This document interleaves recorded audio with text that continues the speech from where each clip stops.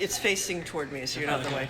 Yeah, I wouldn't do that. I wouldn't just be like, here, let me get your knees. Yeah, like, hi. I mean, you did it. I'm scarred from that. It was horrifying.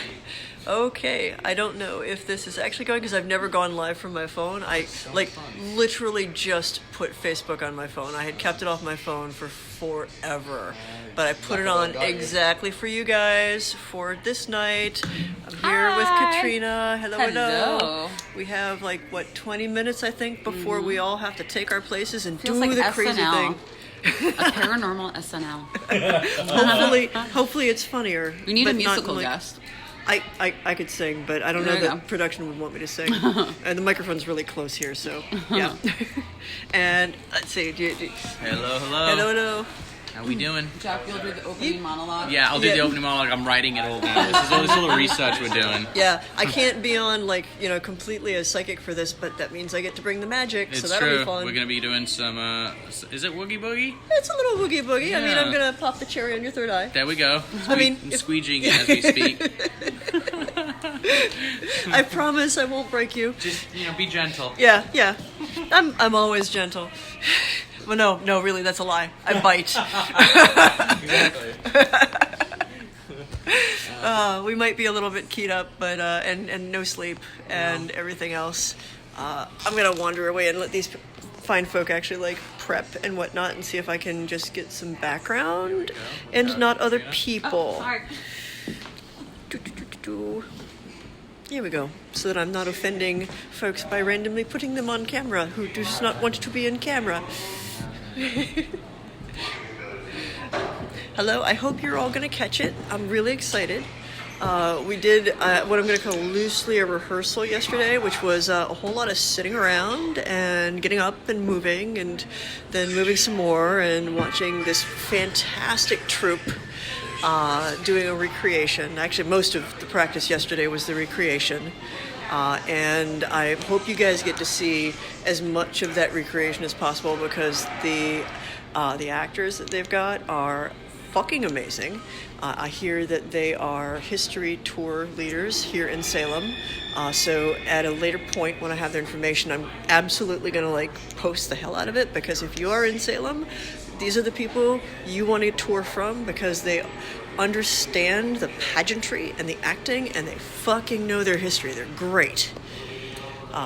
Okay, let me see. I see hello to Georgia, hello to Florida, hello Todd, and hello fucking everybody. Hi. I'm up. I've been up for a really long time, so I'm a little jazzed up on caffeine and probably a little bit of nerves, because I've never done anything quite like this before. Certainly not a 4-hour non-stop live investigation, so that'll be something. And it's not just me, we're coordinating, so there's Cindy Kaza and Chip Coffee, and they're at different locations, and we're literally at one point going to be trying to beam into one another to triangulate psychically, which might sound weird, but if you are part of any of my psychic groups, you'll know that's actually not all that strange. And I got to meet the Ghost Brothers, and Jawan and Marcus, and I'm going to forget the other guy's name. It's Dalen.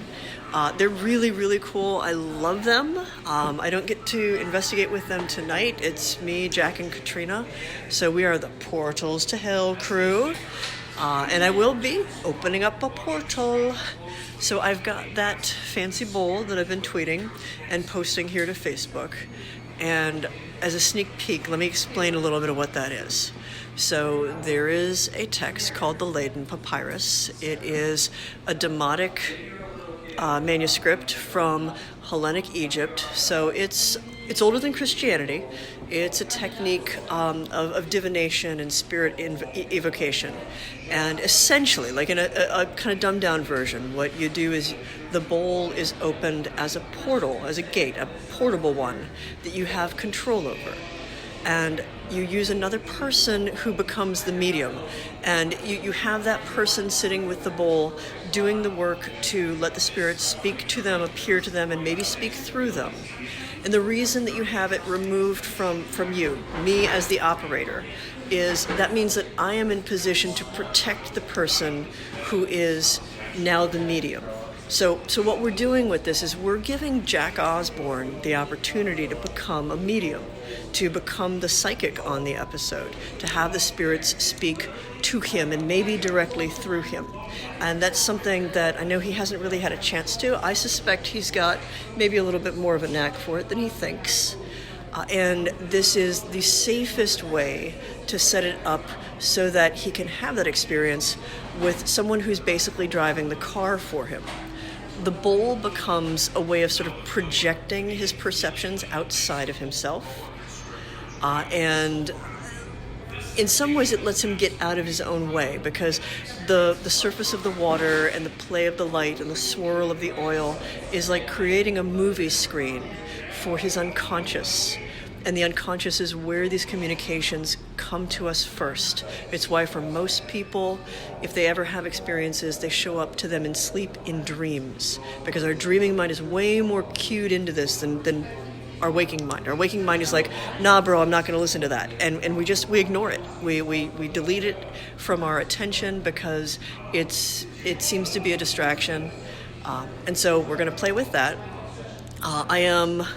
It is adapted from the Leiden Papyrus, so there's half a dozen or more different techniques that work with a bowl like this.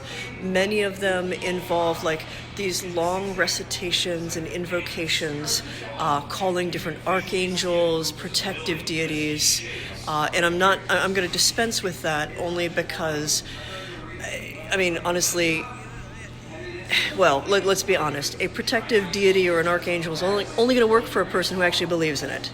And I'm not going to presume to know what Jack believes. So we're going to work with Jack and his abilities and just that. Have I done it with yes, I've actually... So I have never done this on a paranormal show. I have certainly never done this. And I think I can say without hyperbole, nobody's fucking done this on a paranormal show or on live stream like this, but I have done it before. I've done it with untrained mediums. I've done it with what I'm going to call baby mediums. So it is not something that I've never ever done before. I also used it once, and I don't talk about this a lot, but I used it once very effectively for an instance where I had to perform an exorcism in Atlanta.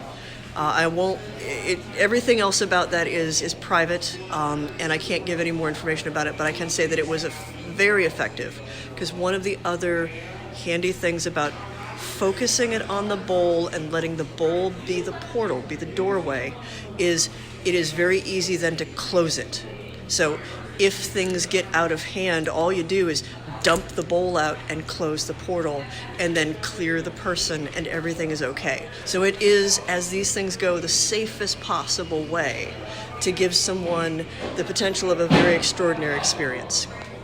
So I won't kill him, I promise. I don't think I'll break him.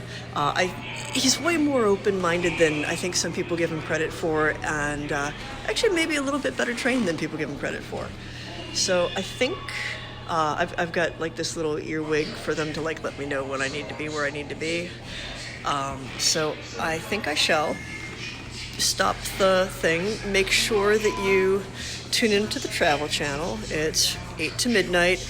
Now it's going to be bopping back and forth between the 3 different locations. So if you are very married to only seeing what I'm doing, I will tell you that if you go to the Travel Channel Facebook page, they also have social media cameras on everybody. And one of the things that they would like from people, and I'm pretty sure you can watch things at the same time, is they want you guys, as the audience, to go to Facebook Live and to watch the investigation with us and participate with us. So if there's something that you see, something that you feel, they want to hear from you. They want you to point it out to us. So there's the social media camera for us is going to be up in this old meeting house room, and it's where we're starting out for the first 2 hours. The second half of the night, we will not necessarily be up there unless things are really hopping.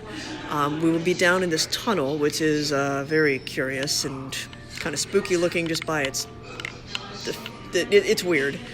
And if stuff is going on up there when we're down in the tunnel, let us know. Like, make sure, keep your eyes peeled.